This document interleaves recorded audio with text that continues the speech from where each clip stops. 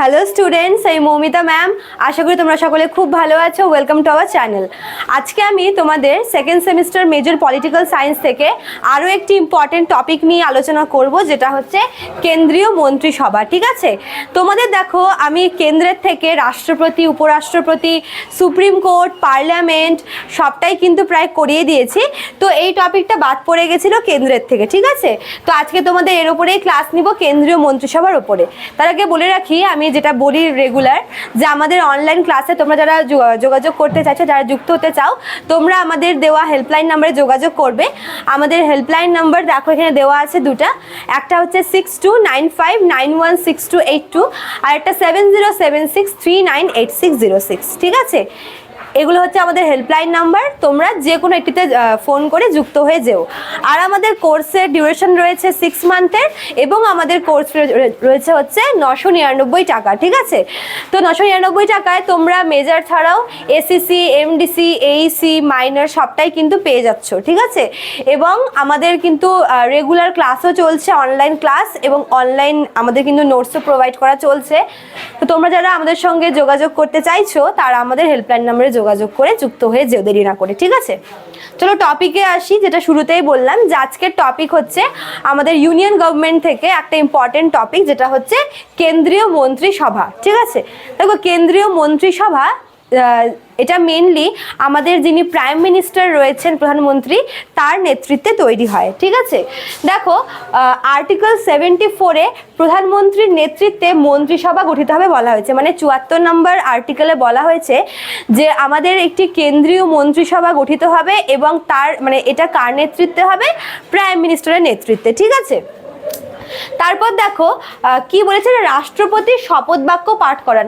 আচ্ছা, এখানে একটা পয়েন্ট বলে রাখি, যে এই যে মানে প্রধানমন্ত্রীর নেতৃত্বে যে মন্ত্রিসভা তৈরি হবে, এই মন্ত্রিসভার মেম্বারদেরকে কিন্তু নিয়োগ করেন রাষ্ট্রপতি। ঠিক আছে, রাষ্ট্রপতি এই কেন্দ্রীয় মন্ত্রিসভার মন্ত্রীদেরকে নিয়োগ করেন, এবং রাষ্ট্রপতি কিন্তু এক্ষেত্রে প্রাইম মিনিস্টারের পরামর্শ নেন। ঠিক আছে, অর্থাৎ প্রাইম মিনিস্টারের পরামর্শে রাষ্ট্রপতি কেন্দ্রীয় মন্ত্রিসভার মন্ত্রীদেরকে নিয়োগ করে থাকেন 74 নম্বর আর্টিকেল অনুযায়ী। বুঝতে পেরেছ?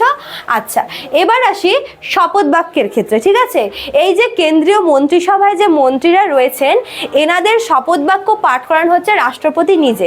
মানে রাষ্ট্রপতি নিজে নিজ দায়িত্বে যেরকম নিয়োগ করেন, ঠিক তেমনই তিনি কিন্তু আর কি ওনাদেরকে শপথ বাক্যও পাঠ করান। ঠিক আছে, আচ্ছা, তারপর দেখো এখানে কি বলেছে, যে 75 ধারা অনুযায়ী, 75 নম্বর ধারা অনুযায়ী মন্ত্রীরা যৌথভাবে লোকসভার কাছে দায়বদ্ধ, এবং পার্লামেন্ট তাদের বেতন ধার্য করে। মানে এই যে কেন্দ্রীয় মন্ত্রিসভা রয়েছে, এরা কিন্তু যৌথভাবে কার কাছে দায়বদ্ধ থাকবে? পার্লামেন্টের কাছে। মানে মনে করো যে মন্ত্রিসভা যেই আর কি ডিসিশন নিক না কেন, মন্ত্রীরা যেই কাজগুলি পরিচালনা করুক না কেন, সমস্ত ক্ষেত্রে কিন্তু তারা পার্লামেন্টের কাছে দায়বদ্ধ থাকবে। ঠিক আছে, আর এটা বলা আছে কত নম্বর আর্টিকেলে? আর্টিকেল 75-এ। ঠিক আছে, আর্টিকেল 75-এ ক্যাবিনেট মানে কেন্দ্রীয় মন্ত্রীরা যৌথভাবে পার্লামেন্টের কাছে দায়বদ্ধ। এছাড়াও এই পার্লামেন্ট কি করবে? এই কেন্দ্রীয় মন্ত্রিসভার যে মন্ত্রীরা রয়েছে, তাদের বেতন ধার্য করবে। ঠিক আছে, তো পার্লামেন্টের হাতে ক্ষমতা রয়েছে, মানে মন্ত্রিসভার মন্ত্রীদের বেতন কীরকম হবে সেটা কিন্তু পার্লামেন্ট ঠিক করে। এছাড়াও মন্ত্রিসভা নিজেদের কাজের ক্ষেত্রে পার্লামেন্টের কাছে দায়বদ্ধ থাকবে। বুঝতে পেরেছ? আচ্ছা, তারপরে দেখো কি বলেছে, মন্ত্রিসভার সদস্য সংখ্যা লোকসভার 50%-এর বেশি হবে না 91তম সংশোধন, মানে 91তম যে কনস্টিটিউশন অ্যামেন্ডমেন্টটা হয়েছিল, সেখানে বলা হয়েছে এই যে কেন্দ্রীয় মন্ত্রিসভা রয়েছে, ঠিক আছে, এই কেন্দ্রীয় মন্ত্রিসভার যে মেম্বার সংখ্যাটা রয়েছে, মানে মন্ত্রীদের সংখ্যাটা, সেটা লোকসভায় যতজন মেম্বার রয়েছে তার 50% হবে, এর বেশি না। মানে লোকসভায় যদি, মানে লোকসভায় টোটাল যত আর কি থাকবে মেম্বার, লোকসভা যতগুলো আর কি এমপি থাকবে, তার 15% মেম্বার থাকবে মন্ত্রিসভার মন্ত্রীরা। বুঝতে পেরেছ? তার বেশি কিন্তু হবে না, 15%। আর এই রুলসটা কবে আনা হয়েছিল?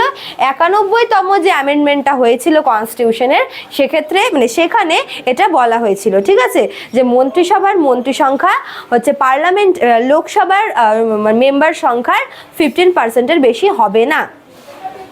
আচ্ছা, এবার দেখো এই যে কেন্দ্রীয় মন্ত্রিসভা রয়েছে না, এই কেন্দ্রীয় মন্ত্রিসভাতে আমরা কিন্তু সব যে মন্ত্রীরা একই রকমের এমন না, ঠিক আছে। কেন্দ্রীয় মন্ত্রিসভায় আমরা মোট 3 ধরনের মন্ত্রীদের দেখতে পাই। এক নাম্বার হচ্ছে তোমার ক্যাবিনেট মন্ত্রী, ঠিক আছে। ক্যাবিনেট মন্ত্রী থাকে হচ্ছে একটা ক্যাটাগরি। সেকেন্ড ক্যাটাগরি কি রাষ্ট্রমন্ত্রী, ঠিক আছে। আর থার্ড হচ্ছে তোমার প্রতিমন্ত্রী।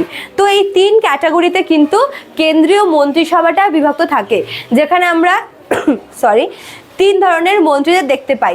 একটা হচ্ছে ক্যাবিনেট মন্ত্রী, আরেকটা হচ্ছে তোমার রাষ্ট্রমন্ত্রী, আরেকটা হচ্ছে তোমার প্রতিমন্ত্রী, ঠিক আছে। তো এই 3 ধরনের মন্ত্রী আমরা মন্ত্রিসভায় দেখতে পাই। আচ্ছা, তারপর দেখো এখান থেকে যেটা লাস্ট তোমাদের জানতে হবে সেটা হচ্ছে যদি মন্ত্রিসভার বিরুদ্ধে অনাস্থা প্রস্তাব পাস হয়। দেখো এই অনাস্থা প্রস্তাব সম্পর্কে তোমাদের আমি কিন্তু আগের ক্লাসেই বলেছিলাম।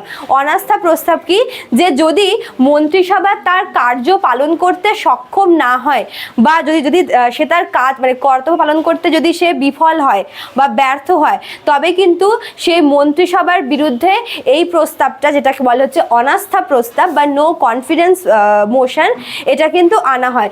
দেখো এই অনাস্থা প্রস্তাবটা সমগ্র মন্ত্রিসভার বিরুদ্ধেও আনা যেতে পারে, আবার যে কোনো একজন মন্ত্রীর বিরুদ্ধেও কিন্তু আনা যেতে পারে, ঠিক আছে। সে একজন মন্ত্রী হোক অথবা সমগ্র মন্ত্রিসভা হোক, যদি একবার এই নো কনফিডেন্স মোশন বা অনাস্থা প্রস্তাবটা আসে, তাহলে কিন্তু সমগ্র মন্ত্রিসভাকে কিন্তু পদত্যাগ করতে হয়। এটা নিয়মে বলা আছে যে যদি মন্ত্রিসভার বিরুদ্ধে যদি কোনো রকমের অনাস্থা প্রস্তাব আসে বা মন্ত্রিসভার কোনো একজন মন্ত্রীর বিরুদ্ধে যদি এই প্রস্তাবটা পাস হয়, তবে কিন্তু সেই মন্ত্রী সমেত, হ্যাঁ ইনক্লুডিং প্রাইম মিনিস্টার মন্ত্রিসভার লিডার বলে এমন না যে মন্ত্রিসভা পদত্যাগ করলে তিনি বেঁচে যাবেন, ঠিক আছে।